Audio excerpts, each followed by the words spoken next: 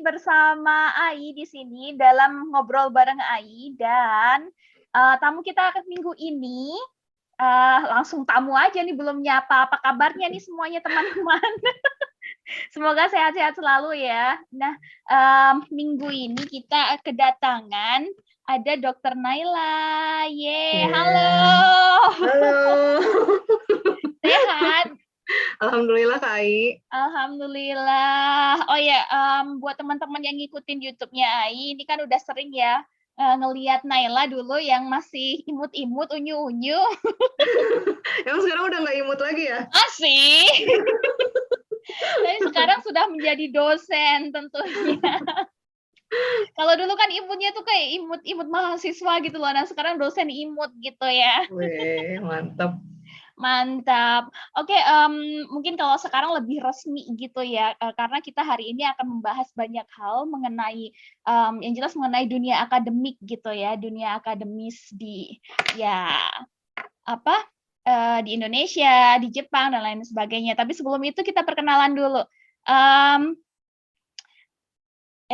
Dokter Naila, dulu S1-nya di mana sih? Aku S1-nya di ITB. Di ITB, jurusannya? Ya, jurusan biologi. Biologi, terus lanjut S2 di ITB juga kan ya? Iya betul, Masih biologi jurusan juga? biologi, ya. Oke, terus habis itu ke Gifu University S3-nya di jurusan, tahu nggak ayo? Shokuseibun, Food Science. Bahasa Inggrisnya apa? Food Science. Iya nggak sih? Food Science? Iya, kalau kata Iya, teman lab bener. aku sih, Food Bener, Science. Food Science ya. Iya. Aku juga nggak tahu sebenarnya bahasa Inggrisnya. Soalnya taunya ya udah nama Jepangnya gitu ya. Kalau jurusan aku kan Seisang Kankyo Kagaku Senko. Itu terjemahannya. Terus sebenarnya banyak gitu loh Kak. Kayaknya ya Shokuseibun tuh nama lab aku kayaknya ya. Kalau nama jurusan aku Applied Biological Science kayaknya ya. Itu fakultas kita sayang. Oh itu fakultas ya. Aduh banyak banget, pokoknya banyak banget. Jadi bingung kalau misalkan kita disuruh nyebutin nama bahasa Inggrisnya gitu ya. Iya betul. Karena Nama udah bahasa fakultasnya Jepangnya sendiri, udah masih dibagi-bagi lagi gitu. Iya, ada divisi gitu kan ya Kak ya? Iya. Belum divisi, divisi jurusan, habis jurusan ada lab-nya, nama lab-nya juga sendiri. Iya, benar. Pusing. Oke, jadi di Gifu, bentar nih kita mundur lagi ke belakang, pas S1 dulu penelitiannya tentang apa ya? Waktu S1 aku neliti tentang stres oksidatif. Jadi waktu itu objek penelitiannya adalah penyu. Aku mau bandingin stres oksidatif di otak penyu sama otak mamalia. Waktu itu kalau mamalia, aku pilihnya tikus, mencit. Oh, Gitu. jadi kamu emang dari dulu suka sama mencit gitu ya? Suka sih enggak ya. Suka sih enggak ya.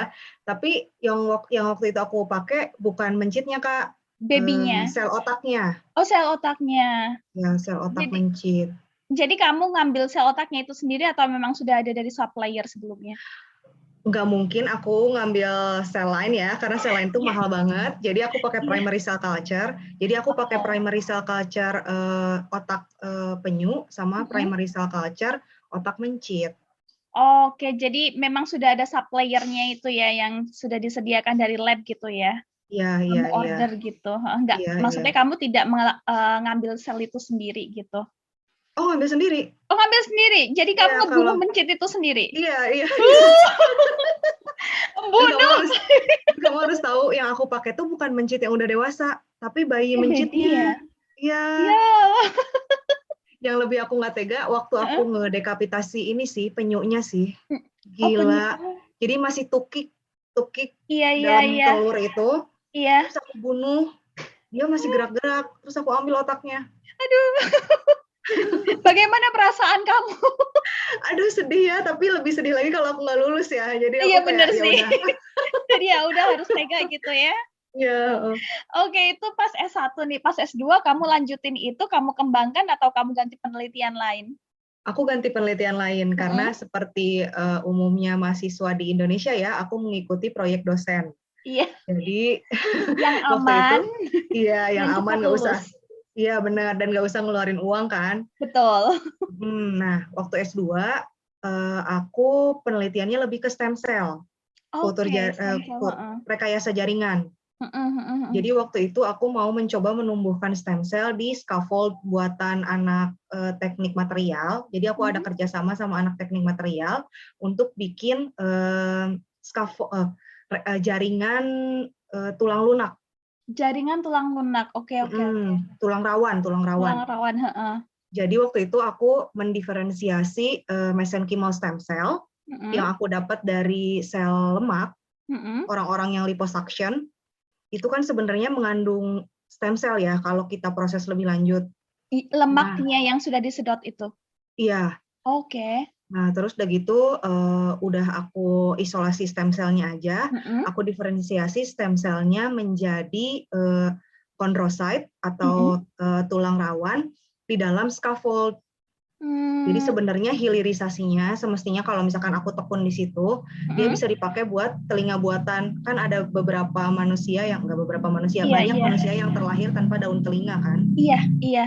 Aku Oh sendiri karena sempat apa salah satu murid aku dulu pas ngajar di sekolah Gifu, salah satu murid aku nggak ada daun telinganya satu. iya, iya, Iya. iya, iya. Atau karena kecelakaan gitu kan Kak. Heeh, heeh. Nah sebenarnya aku pengen buat itu gitu Hmm. dari penelitian aku. Tapi Heeh. itu proses yang masih sangat panjang. Jadi Panjang, aku iya. cuman ininya doang, cuman awalnya doang gitu. Heeh, heeh, heeh. I Gitu. see, I see. Jadi kamu melakukan penelitian tentang stem cell itu dengan menggunakan lemak-lemak dari sisa-sisa liposuction itu Iya betul betul. sebagai subjeknya. Betul betul betul. Gimana perasaan kamu melihat lemak sedemikian itu? Soalnya aku pernah ngelihat ya, ada satu video gitu ya di salah satu klinik kecantikan, karena beberapa saat yang lalu aku sempat ngobrol dengan temen, dia habis melakukan liposuction gitu, 5 kilogram lemak Gils gitu yang terus? disedot. Terus aku karena adik aku kan pengen gitu ya, terus jadi mau gali informasi, terus nanti aku sampaikan ke si Mega gitu kan, adik aku. Nah, terus aku nanya, ada nggak karena dia kan tinggalnya nggak di sini gitu kan, di luar negeri. Terus aku nanya, ada nggak kalau di Jakarta klinik yang recommended gitu. Terus dia kasih satu klinik, ada video itu di Instagram-nya si klinik itu. Itu nunjukin lemak hasil liposuction-nya itu masih ditabung itu kan. Itu kayak apa sih, agak kuning-kuning, agak merah, terus Iya iya iya iya. kayak gitu Kamu itu. tahu nggak sih kayak lemak bakso itu loh Kak, kalau Iya, dikuah iya, bakso, iya. iya kayak Tapi gitu. lebih apa ya, kayak lebih gelah gitu loh. Iya iya lebih geleh banget dan itu tuh bau loh. Bau ya? Bau anyir gitu. Oh, karena ada darahnya itu atau gimana sih itu? Iya mungkin ya, Mhm. tapi emang bau banget dan susah banget itu diproses, jijik, minyak gitu. Itu berapa lama kamu butuh untuk proses dari si lemak mentah itu menjadi sel yang kamu inginkan? Kalau namanya kultur primer nggak selalu bisa jadi sih Kak. Jadi itu Oh. benar-benar untung-untungan. Susah banget kultur primer tuh nggak ada standarisasinya kan. Kadang tumbuh, kadang enggak. Benar-benar tergantung sama individu yang kita ambil source-nya gitu. Kalau sehat biasanya cepat, 2 minggu juga udah tumbuh. Oh, ngaruh ya? Selnya. Ngaruh ke Ngaruh banget. selnya itu ya? Oh, Bahkan oke. sekarang pun yang lahiran itu Kak, yang aku ambil tali pusarnya. Nah, iya itu menarik banget Iya. itu. Heeh. Iya, itu kalau ibunya sehat, bayinya sehat, si tali pusarnya tuh gendut, Kak. Oh. Dan banyak banget stem cell-nya. Iya, iya, iya, iya, iya. Kalau ibunya stres, si tali pusarnya tuh kurus banget. Aku nggak tahu ya ada hubungannya apa, tapi pasti ada penjelasan medisnya. Cuman aku Iya, nggak iya. tahu apa. Iya. Dan I itu tuh see. nggak ada stem cell-nya. Susah banget tumbuh. Oh, gitu? Mm. Oke, buat teman-teman nih yang belum tahu, jadi Naila ini penelitiannya tuh kadang-kadang pakai ini ya tali pusar bayi atau kalau enggak Iya. kulitnya titit itu Iya, benar. yang baru disunat gitu. Prepusium namanya. Apa namanya? Prepusium. Prebusium. Oh, yang si Prepusium. kulit titit itu. Iya, Namanya Trebusium. Oke, aku baru denger ini. Prepusium. Iya, itu jadi ada ini belum tahu ya apakah memang sudah ada papernya apa belum gitu ya. Cuma kalau misalkan si ibu itu hamilnya sehat, hamilnya seneng, itu tali pusarnya gemuk dan banyak stem cell. Iya. Kalau si ibu itu stres, terus mungkin kayak muntah-muntah dan lain sebagainya, kena HG gitu, itu dia kurus dan malah nggak ada stem cell-nya gitu ya? Susah stem cell-nya tumbuh, iya. Mungkin ada, tapi karena terlalu sedikit, jadi susah aku tumbuhkan gitu loh, Kak. Wow, itu menarik banget sih ya. Sayangnya saya tidak bisa ikut-ikutan. Tapi luar biasa menarik soalnya penelitiannya. Karena kadang-kadang kalau melihat Naila ini posting gitu ya di media sosial gitu, kulturnya tuh kayak unik-unik gitu. Kadang-kadang ada pattern-nya sendiri ya, kayak di mikroskop ini. Yang yang dulu pernah kamu posting tentang sel sekian persen pattern-nya ada kayak gini, terus sekian persen pattern-nya kayak gini gitu. Itu unik banget gitu. Oke, luar biasa banget. Nah, itu kan S2 nih yang dari liposuction. Terus yang S3 itu yang dari plasenta sih, yang dari tali pusar itu yang kamu kerjakan. Kalau S3 di Gifu enggak, Kak. Aku pakai cell line. Nah, baru aku tahu enaknya pakai cell line dibanding sama primary cell culture ya. Cell line tuh benar-benar terstandardisasi. Jadi Kakak pasti tumbuh. Nggak mungkin enggak. Oh, udah nggak mungkin enggak gitu ya. Iya, Nggak mungkin kita harus mengalami mental health issue dulu. Iya, betul. Iya, betul. Jadi kayak emang aku fokus aja. Aku juga bersyukur banget sih aku S3 di luar negeri ya, nggak usah ngalamin primary cell culture. Karena jadinya aku fokus ke yang lain, bukan fokus numbuhin si selnya. Iya. Aku waktu itu pakai sel otot dari mencit, ya. Karena waktu itu aku pengen melihat efek dari si ekstraknya buah kaki, Kak, persimon, terhadap stres oksidatif di sel otot. Gitu. Sel otot itu, dan hasilnya adalah? Ternyata persimon bisa menekan stres oksidatif di otot. Jadi ini bisa nggak kita ambil kesimpulan bahwa banyak-banyak makan kaki itu bisa meringankan stres otot? Sebenarnya masih jauh ya masih untuk jauh kesana ya. Karena badan kita juga sebenarnya punya mekanisme sendiri buat menekan stres oksidatif ya. Kita juga punya antioksidan dalam tubuh. Dan masalahnya makanan itu kan melalui sistem pencernaan ya. Iya. Nah, di sana tuh bisa ada banyak chemical reaction yang bisa jadi menekan atau ngebooster senyawa yang kita inginkan gitu. Misalkan kita maunya flavonoid, karena flavonoid punya aktivitas antioksidan gitu ya. Tapi bisa jadi karena dia mengalami proses pencernaan atau saat proses kita makannya salah ngolahnya gitu, bisa jadi flavonoidnya malah turun gitu. Udah nggak ada lagi gitu. Berarti memang kalau misalkan kita mau menarik kesimpulan dari satu penelitian itu memang nggak bisa kayak ya udah begini kayak yang tadi gitu ya, walaupun itu ekstrak buah kaki atau buah persimon atau kesemek itu bisa menurunkan stres oksidatif yang ada di ototnya si mencit, tapi belum tentu itu berkhasiat kalau kita makan banyak-banyak kesemek jadi bikin otot kita jadi lemes, enak, rileks gitu ya. Iya, belum tentu. Belum tentu ya, jadi emang butuh proses ya. Karena kan di Indonesia kadang-kadang suka gitu ya, kayak berdasarkan penelitian ini, ternyata nantinya si tanaman ini berkhasiat ini gitu. Padahal kan belum tentu juga. Betul. Luar biasa. Nah, ini kan Naila kan dulu sempat lanjut. Jadi setelah lulus S3 terus sempat jadi researcher dulu di Gifu University gitu kan? Iya. Apa yang membuat kamu tiba-tiba memutuskan pulang ke Indonesia? Sebenarnya alasan terkuat adalah karena ibu bapak aku nyuruh aku pulang. Oh gitu. Ya, jadi aku gitu, tidak bukan diperbolehkan. Karena aku ingin mengembangkan penelitianku di Indonesia gitu ya. Bukan. Itu terlalu idealis ya. Iya, karena sebenarnya kalau aku boleh jujur pada diri sendiri, ya aku mendingan jadi peneliti di luar ya, jauh lebih sejahtera. Yang aku pikirin cuma risetnya. Iya, benar sih. Kalau kita bicara soal riset gitu ya, Ya. Sekali lagi memang banyak banget peneliti-peneliti atau ya mungkin kita ya yang sudah lulus S3 gitu ya. Memang bakalan kalau ditanya jujur pasti bakal milih untuk melanjutkan penelitian di luar negeri daripada di Indonesia. Betul Nah, ini sekali. pertanyaan lanjutan lagi nih, langsung aja kita tembak.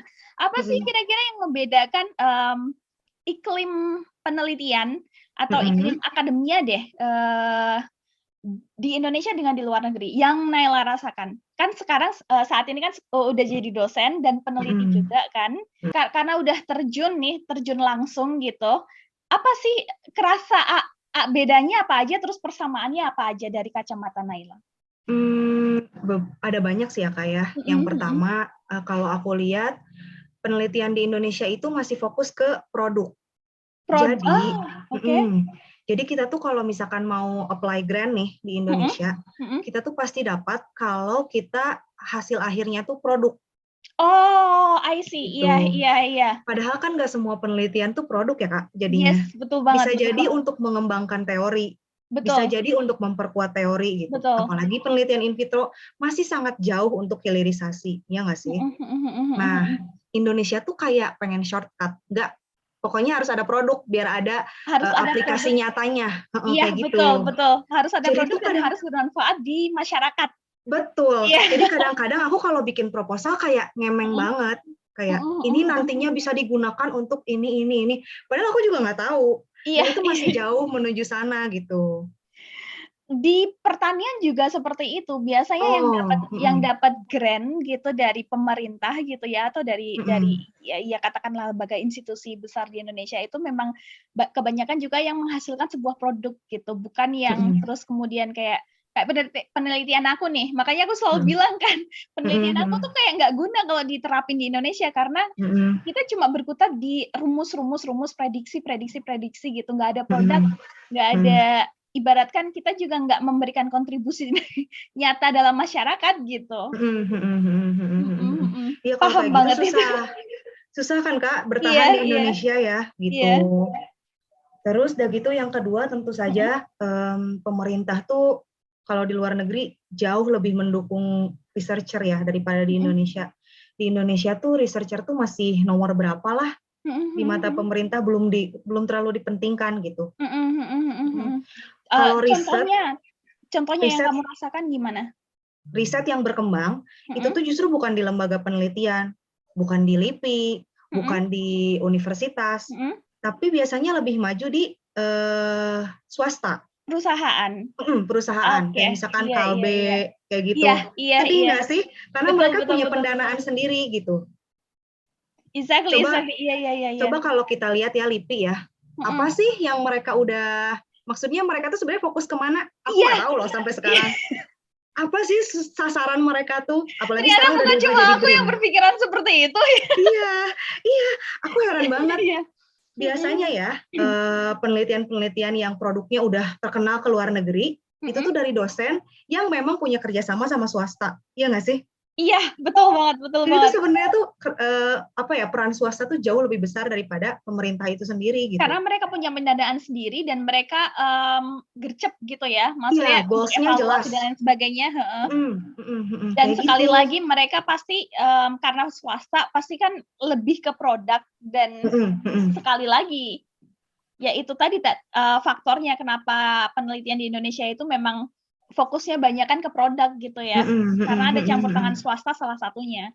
Masalahnya pemerintah nggak sesabar swasta. Kalau swasta kan mereka tahu misalkan A tuh ada potensi misalkan ya kayak si senyawa A tuh punya potensi. Mereka teliti dari bawah, dari basic science-nya sampai akhirnya bisa jadi produk. Itu pasti mengeluarkan dana yang banyak banget. Dan lama juga kan. Dan lama banget. Tapi mereka sabar. Iya benar. Tapi mereka sabar. Dibiarkan si penelitinya tuh fokus ke situ aja. Coba semua cara kita lihat potensinya sejauh apa, bisa dikembangkan sejauh apa, sabar gitu. Kalau swasta ya. Kalau pemerintah, mereka berharap dari satu grant bisa langsung jadi produk ya gimana dong? Emangnya Candi Borobudur? Kok Candi Borobudur sih? Prambanan. Candi Prambanan bisa jadi semalam. Kan enggak kan, gitu loh. Iya, betul banget. Ya kadang-kadang suka mikir juga ya, pemerintah itu seperti apa sih yang diinginkan gitu kan. Mereka kasih grant segini tapi harus cepet jadi gitu, cepet punya ini padahal kan proses penelitian juga nggak segitunya. Iya, kita tuh Kayak nggak dibiarkan salah gitu loh, Kak. iya betul. Nggak boleh salah, pokoknya harus jadi, nggak tahu gimana Iya. caranya. Padahal yang namanya penelitian kan nggak semuanya harus menghasilkan sesuatu yang positif ya. Kadang-kadang kan kita Benar. negatif dan dari negatif Benar. itu kan kita bisa mengeluarkan ya kalau kita di sini kan bisa nerbitin paper yang evaluatif gitu kayak oh ini karena faktornya gini gitu. Itu udah jadi satu paper udah bisa gitu. Tapi kalau di Indonesia kayaknya nggak boleh sih, kayaknya. gitu ya. Kayaknya enggak. Aku nggak pernah lihat ya, tapi mungkin ada gitu. Nggak tahu sih, tapi sedikit banget kayaknya jumlahnya gitu, Kak. Aku pikir iya sih kalau dengar cerita dari teman-teman dosen lain gitu ya, mereka pun pada akhirnya kemudian membentuk sebuah mindset tersendiri bahwa sebuah penelitian itu tuh harus menghasilkan sesuatu yang positif. Dan kalau misalkan beda dengan hipotesanya atau beda dari referensi yang ada, itu tuh artinya penelitian kamu gagal gitu. Iya, benar. Dan itu sebenarnya nggak benar. Gitu. Iya, itu nggak baik. Sama sekali nggak baik. Itu tuh ya bahayanya bisa jadi memunculkan tindakan-tindakan yang tidak etis gitu loh, Kak. That's it, betul. Yang kita namakan dengan research misconduct. Iya, research misconduct.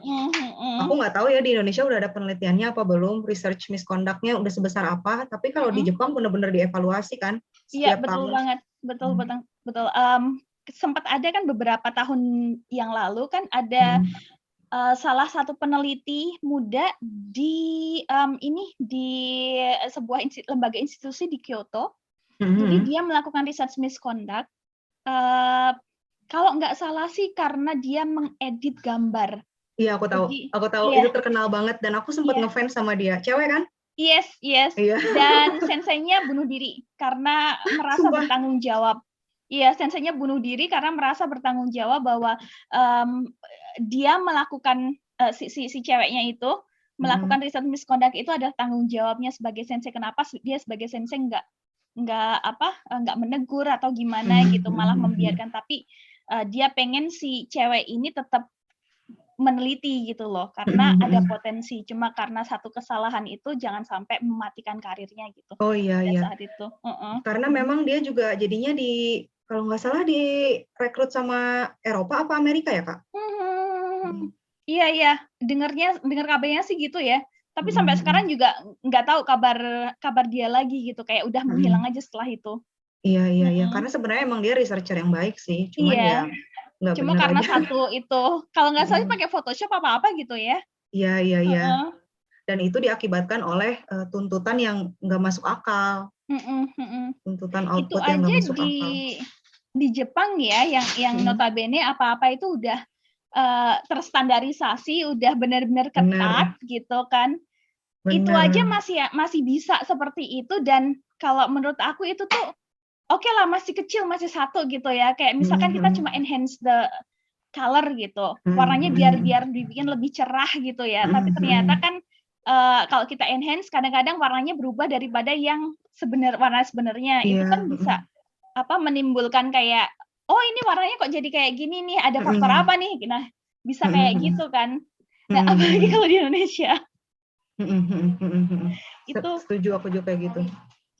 Iya, luar biasa, bedanya kerasa banget sih. Terus ada lagi nggak mungkin persamaannya gitu, atau masih ada perbedaan yang kamu rasain selain baik tadi? Tadi kepikiran tapi jadi lupa apa ya. Bentar Kak, kasih aku waktu. Oke.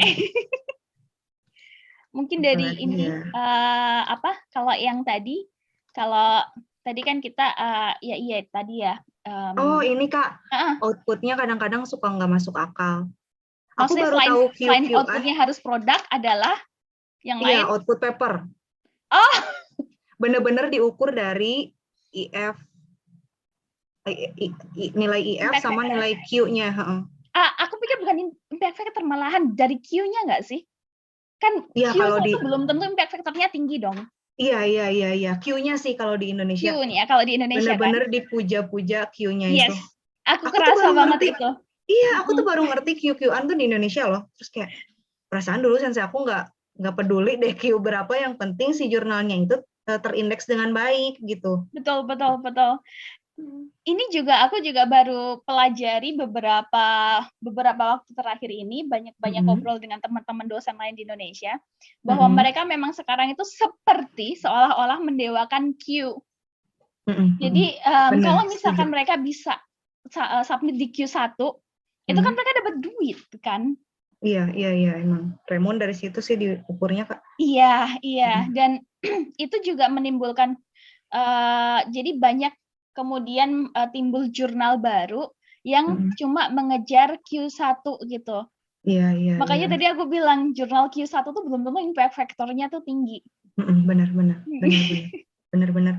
Bahkan dulu ya aku ingat banget sensei aku menganggap MDPI itu bukan jurnal yang baik sebenarnya. MDPI. Karena meskipun dia kan kalau di sini dipuja-puja ya, dia Q-nya kan Q1 tinggi masuknya. soalnya. Masuknya Q1, tapi kata sensei aku sebenarnya dia tuh jurnal agak predator. Karena bayarnya lumayan tinggi. Iya, pertama bayarnya lumayan tinggi, yang kedua dia tuh sengaja kasih tema jurnal tuh yang benar-benar umum, populer, supaya semuanya tuh bisa masuk ke situ gitu. Dan itu tuh nggak baik kata sensei aku gitu. Benar. Aku setuju sih. Sensei aku dulu juga ngomong kalau Q1 itu oke lah mungkin sekarang tinggi gitu ya. Tapi aku harus ingat bahwa yang paling penting itu adalah impact factor. Kalau Q kamu 1, tapi impact factor kamu cuma 0, sekian, buat apa gitu? Setuju. Tapi bisnis jurnal ini itu akhir-akhir ini kerasa nggak sih kalau jadi gede banget gitu? Jadi kayak menguntungkan, bisnis yang menguntungkan gitu. Kerasa kan? Sebenarnya itu tuh bisnis paling nggak masuk akal ya, Kak? Iya sih. Itu kerjaan kita. Terus kita bayar gede, terus kita dikomentarin abis-abisan gitu. Yes. Tapi kita bayar dan itu nggak main-main bayarnya gila. Iya. Nggak ngerti aku sama bisnis jurnal itu ya. Mungkin harus diperbaiki sih, tapi aku juga nggak ngerti. Tapi di sisi lain di sisi lain kalau misalkan kita nggak maksudnya jurnal itu kan dapat duit dari kita submit gitu kan. Kita sebagai penulis submit gitu. Kita bayar gitu. Aku nggak tahu ya, karena aku belum pernah terjun ke dunia jurnal yang berbayar. Kalau di RAS mungkin sedikit lebih tahu karena kan sensei editornya kan sekarang. Jadi kadang-kadang kan kalau misalkan pas visit beliau sering banyak cerita gitu. Tapi kalau yang jurnal yang berbayar gitu ya kayak MDPI, Nature yang sekarang gila, nggak masuk akal, itu kan bayar banyak ya. Kita ini aja deh. Nature itu kan berapa ya? 150.000 yen, setara 150.000 yen, 11.000 US dollar kan? 150.000 yen kalau dirupiahin jadi sekitar 200 juta. Sorry, 20 juta. Iya, 20 juta. Sekitar itu ya, 20 juta untuk satu paper. Emang iya Kak 20 juta ya? Enggak. 150 juta kali ya, 15 juta kali ya. Soalnya ya, seingat aku ya Kak, aku nggak tahu nih, aku nggak convert dengan bagus, dan aku juga nggak tahu sebenarnya di Nature berapa. Tapi kalau biaya publish paper ya, Q3 aja udah lebih dari 20 juta. Q3 loh Kak. Kalau Q1 itu bisa Nature itu kemarin sih udah ini ya, udah ada statement gitu, itu 11.000 sekian US dollar. Itu setara berapa ya? Aku juga nggak tahu kalau di Indonesia dirupiahin berapa ya. Tapi kalau di Jepang itu kan 11.000 US dollar itu kira-kira 150.000 kan ya. Gila, satu SPP, satu max aku dulu sebulan. Iya. Satu bulan beasiswa kamu itu. Nah, tadi mau ngomong lupa lagi. Nah, kita kan bayar segitu gitu ya, satu orang kan nggak mungkin yang submit cuma satu orang kan pasti, apalagi kayak Nature kan. Ya itu mereka bayar reviewernya nggak ya? Enggak, reviewer tuh nggak dibayar. Karena banyak banget kayak profesor-profesor yang mengeluhkan soal ini karena jadi reviewer itu nggak dibayar gitu. Makanya ya itu bisnis jurnal itu menguntungkan, tapi di lain sisi yang kasihan reviewernya udah nambah kerjaan kan nge-review. Kita baca kayak misalkan aku misalkan kalau jadi dosen gitu ya, udah nge-review manuskripnya si murid aku aja udah 4, apalagi tambah manuskrip dari orang lain gitu. Iya, paham. Iya sih, aneh sih sistemnya, aku juga nggak ngerti. Terus kayak udah kan kita submit udah bayar nih, kita pakai platform dia, tapi buat kita mengakses yang udah ada di platform dia pun harus bayar. Bayar, iya. Makanya terus kemudian ada apa namanya C-Hub yang tempat-tempat ilegal, tempat-tempat ilegal untuk download paper gitu. Itu emang bisnis jurnal itu bukan lumayan lagi, itu menguntungkan banget sih. Cuma kalau misalkan nggak ada jurnal juga, kita juga bingung gimana cara kita mau memvalidasi penelitian kita. Iya, benar. Emang ini kayaknya sistem terbaik saat ini ya. Meskipun harus dievaluasi terus. Benar. Ya setidaknya turunkan harga submission. Iya, please dong. Iya. Submission-nya gratisin. Kalau mau ngunduh bayar oke lah gitu. Iya, itu lebih masuk akal ya. Iya, benar. Jadi setidaknya tidak memberatkan kita yang butuh untuk submit demi kelulusan. Benar. Setuju. Ya, itu tadi berarti ada 3 ya yang tadi poin kamu. Yang pertama adalah produk penelitian di Indonesia itu harus banget produk gitu. Harus banget outputnya itu harus produk. Terus kemudian apa tadi, lupa aku yang kedua tadi. Apa sih tadi? Aku juga lupa lagi. Nyatet aku. Yang ketiga pokoknya jurnalnya, jurnalnya itu output papernya itu harus di jurnal yang yang kedua aku tahu dari swasta biasanya jauh lebih mendukung daripada pemerintah. Jauh lebih sabar daripada pemerintah, jauh lebih maju juga. Betul. Kalau di sini pemerintah dan swasta benar-benar sama gitu ya dalam arti. Itu dia. Mereka tuh bahkan punya research goal yang sama loh Kak setiap tahun. Iya nggak sih? Iya, benar. Ada research plan setiap 5 tahun, setiap 10 tahun kayak gitu. Karena sensei aku pernah cerita, terus aku kayak kapan ya Indonesia kayak gini, kayaknya kejauhan deh, nggak bisa. Kejauhan.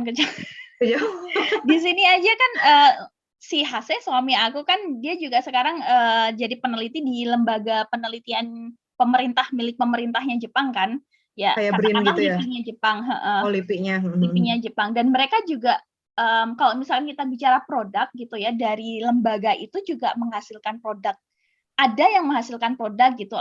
Ada yang kemudian produk tersebut dijual ke swasta, patennya atau apa gitu ya. Dan benar-benar kayak benar-benar setara gitulah, kayak saling membantu gitu. Iya. Nggak sendiri-sendiri ya kayak. Benar nggak sendiri-sendiri. Dan mereka juga kayak ke universitas, mereka juga bikin proyek dengan universitas, swasta pun begitu kan. Terutama kalau yang dari food production, kedokteran medis dan lain sebagainya. Kedokteran medis. Itu kan swasta itu pasti akan punya relasi dengan universitas untuk penelitian di bidang itu juga kan. Betul. Pun begitu dengan lembaga pemerintah gitu. Iya, kerasa banget sih itu perbedaannya. Nah, sekarang kalau persamaannya nih, ada nggak kira-kira? Persamaannya apa ya Kak? Agak susah. Jangan terlalu ini.